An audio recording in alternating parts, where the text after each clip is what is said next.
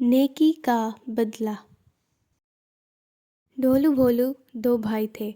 वो आपस में खूब खेलते, पढ़ाई भी करते और एक दूसरे के साथ लड़ाई भी करते थे।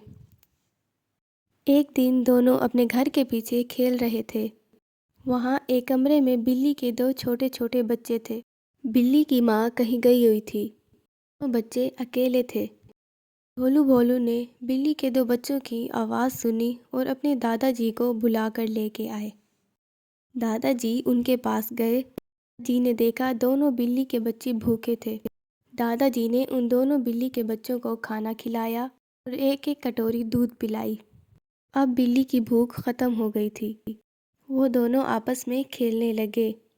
इसे देखकर ढोलू भोलू बोले, बिल्ली बच गई। दादाजी ने ढोलू और भोलू को शाबाशी दी। नतीजा, दूसरों की भलाई करने से खुशी मिलती है।